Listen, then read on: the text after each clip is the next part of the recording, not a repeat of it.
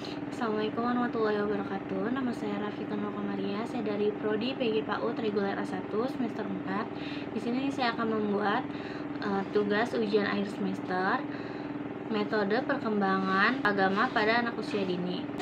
Peran pendidik dalam menanamkan nilai agama dan moral pada anak usia dini. Peran pendidik tentunya sangat diutamakan, terlebih kehadiran pendidik di lembaga pendidikan untuk memberikan bimbingan kepada peserta didik untuk menjadi manusia yang dewasa. Maiza dan Nurfaiza 2019. Oleh sebab itu, penting rasanya untuk melihat kualifikasi pendidik dalam sebuah lembaga, karena hal itu merupakan salah satu unsur sebuah keberhasilan pendidikan yang diberikan terhadap peserta didik. Pendidik dengan latar belakang sarjana PAUD sebagian besar telah melakukan tahapan persiapan yang meliputi pembuatan program tahunan, semester, tema, dan membuat rancangan kegiatan mingguan sampai RPPH. Menurut Mahyudin dan Yanti 2018. Kualifikasi menjadi salah satu lembaga pendidikan PAUD untuk merekrut calon pendidik sehingga lulusan sarjana menjadi prioritas di lembaga PAUD. Istilah moral kadang-kadang dipergunakan sebagai kata yang sama dengan etika. Moral berasal dari bahasa Latin mos, artinya adat istiadat, kebiasaan, cara, tingkah laku, kelakuan. Mores artinya adat istiadat, tabiat, kelakuan, watak, akhlak, cara hidup. Secara etimologi, moral dan etika mempunyai arti yang sama karena keduanya berasal dari kata yang mengandung arti adat kebiasaan. Sedangkan etika berasal dari bahasa Yunani ethos, yaitu artinya jamak atau taita. Bentuk-bentuk moral keagamaan. Bentuk-bentuk nilai moral yang diterapkan pada anak adalah sebagai berikut, yaitu yang pertama, religiusitas terdiri dari membiasakan anak berdoa sebelum dan sesudah melakukan suatu perbuatan, membiasakan anak bersyukur, sikap toleran, dan mendalami ajaran agama. Yang kedua yaitu sosialitas, terdiri dari membiasakan anak hidup bersama dan saling memperhatikan serta tolong-menolong. Yang ketiga, gender, berupa kesetaraan atau kesamaan dalam permainan anak. Yang keempat, keadilan, berupa pemberian kesempatan yang sama pada anak baik dalam bermain dan belajar. Yang kelima, demokrasi, berupa pemberian penghargaan terhadap imajinasi anak, dihargai dan diarahkan. Yang keenam, kejujuran, berupa sikap menghargai milik orang lain. Yang ketujuh, kemandirian, berupa sikap anak yang bisa melakukan kegiatan sendiri tanpa dibantu orang lain, misalnya memakai baju, memakai sepatu, memakan dan minum sendiri, serta sekolah tidak ditunggui orang tua atau pengasuh. Yang kedelapan, daya juang, terdiri dari rasa memupuk kemauan untuk mencapai tujuan, serta bersikap tidak mudah menyerah, bisa berupa kegiatan fisik dan jalan-jalan. Yang kesembilan, tanggung jawab, berupa kegiatan memakai dan membereskan alat permainannya sendiri setelah habis dipakai. Yang ke-10, penghargaan terhadap lingkungan alam, berupa sikap anak yang memelihara tanaman atau bunga, tidak membuang sampah sembarangan. Definisi guru menurut Nur Jamaluddin 1978, halaman 1, guru adalah pendidik yaitu orang dewasa yang bertanggung jawab memberi bimbingan atau bantuan kepada anak didik dalam perkembangan jasmani dan rohaninya agar mencapai kedewasaannya, mampu berdiri sendiri, dapat melaksanakan tugasnya sebagai makhluk Allah khalifah di muka bumi, sebagai makhluk sosial dan individu yang sanggup berdiri sendiri. Definisi guru menurut peraturan pemerintah, guru adalah jabatan fungsional, yaitu kedudukan yang menunjukkan tugas, tanggung jawab, wewenang, dan hak seorang PNS dalam suatu organisasi yang dalam pelaksanaan tugasnya didasarkan keahlian atau keterampilan tertentu serta bersifat mandiri. Guru adalah pegawai negeri sipil yang diberi tugas, wewenang, dan tanggung jawab oleh pejabat yang berwenang untuk melaksanakan pendidikan di sekolah. Proses penanaman penilaian agama dan moral, yaitu ada metode keteladanan.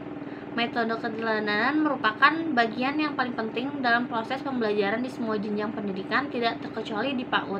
Sosok guru yang begitu teladan menjadikannya sebagai seorang yang paling sentral dalam proses pembelajaran di sekolah. Guru menjadi aktor yang tidak bisa dipisahkan dari pelaksanaan pendidikan. Tentu baik buruknya seorang guru akan berdampak kepada peserta didik yang telah menjadikannya sosok yang ditauladankan. Metode keteladanan uswah hasanah dalam Perspektif pendidikan Islam adalah metode influentif yang paling meyakinkan pembentukan aspek moral, spiritual, dan etos sosial peserta didik. Pendidik juga harus berperan sebagai seorang panutan terhadap peserta didiknya agar dapat menjadi contoh yang baik dalam kehidupannya menurut Mustafa 2019. Metode pembiasaan. Metode pembiasaan dinilai sangat efektif jika diterapkan terhadap anak usia dini. Hal itu dikarenakan anak usia dini memiliki rekaman ingatan kuat dan kondisi kepribadian yang belum matang, sehingga mereka mudah diatur dengan berbagai kebiasaan yang mereka lakukan sehari-hari. Itulah sebabnya pembiasaan menjadi cara yang efektif dalam mengoptimalkan perkembangan moral dan agama pada anak usia dini. Pada pembiasaan tersebut ditanamkan nilai-nilai moral yang sesuai dengan ajaran agama anak. Menurut Wiyani 2014, metode pemberi nasihat. Pembawaan kata-kata yang dilakukan oleh guru harus dilakukan secara berulang-ulang. Nasihat yang berpengaruh membuka jalannya ke dalam jiwa secara langsung melalui perasaan. Memang anak usia dini harus selalu dinasihati dengan cara lembut dan halus sehingga anak-anak lebih mudah menerima nasihat, ajakan maupun seruan yang disampaikan kepadanya. Pemberian nasihat hendaknya selalu membekas di hati peserta didik karena hakikatnya peserta didik akan mengingat apa yang menyentuh hatinya, dan ketika nasihat yang diberikan menyentuh hatinya, maka disitulah pembelajaran dimulai. Relasi mendalam dan bukan transaksional merupakan ciri dari sekolah yang berkualitas. Menurut Sarasvati dan Sumardinata 2016, metode nasihat dilakukan ketika terdapat anak yang melakukan penyimpangan nilai agama dan moral. Tentunya dengan nada yang baik dan tidak membentak-bentak seperti yang dikatakan guru kelas A dalam wawancara tentang bagaimana peran guru jika ada peserta didik yang melakukan penyimpangan nilai agama dan moral di dalam kelas, bahwa guru memberikan nasihat kepada peserta didik dengan memanggil dan memberikan nasihat dengan baik. Metode nasihat dilakukan ketika terdapat anak yang melakukan penyimpangan nilai agama dan moral, tentunya dengan nada yang baik dan tidak membentak-bentak. Metode bercerita. Cerita merupakan salah satu bentuk sastra yang memiliki keindahan dan kenikmatan tersendiri. Akan menyenangkan bagi anak-anak maupun orang dewasa jika pengarang, pendongeng, dan penyimaknya sama-sama baik. Cerita adalah salah satu bentuk sastra yang bisa dibaca atau hanya didengar oleh yang tidak membaca. Mendongeng. Storytelling ialah suatu teknik untuk memberikan cerita kepada anak-anak. Mendongeng merupakan karakter baik bagi orang tua untuk mengkomunikasikan pesan-pesan cerita yang mengandung unsur etika, moral, maupun nilai-nilai agama. Selain dapat bermanfaat untuk pengembangan kepribadian, akhlak, maupun moral anak, mendongeng dapat juga bermanfaat untuk meningkatkan pengembangan bahasa anak-anak, memperoleh berbagai wawasan cerita yang memperkaya dan meningkatkan kemampuan kognitif, memori, kecerdasan, imajinasi, dan kreativitas bahasa. Kesimpulannya yaitu masa anak-anak merupakan sebuah periode penaburan benih, pendirian tiang, pancang, pembuat fondasi yang dapat disebut juga periode pembentukan watak agar mereka kelak memiliki kekuatan dan kemampuan serta mampu berdiri tegar dalam meniti kehidupan.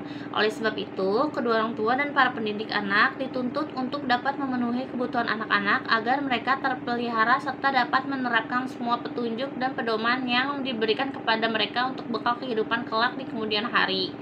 Dalam rangka membimbing perkembangan moral anak prasekolah ini, sebaiknya orang tua melakukan upaya-upaya itu memberikan contoh atau teladan yang baik dalam berperilaku dan bertutur kata, menanamkan kedisiplinan kepada anak dan dalam berbagai aspek kehidupan seperti memelihara kebersihan atau kesehatan, dan tata krama atau berbudi pekerti luhur.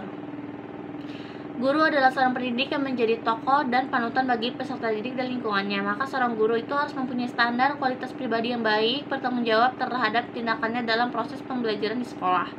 Proses penanaman nilai agama dan moral bisa melalui metode keteladanan, metode pembiasaan, metode pemberian nasihat, dan metode bercerita.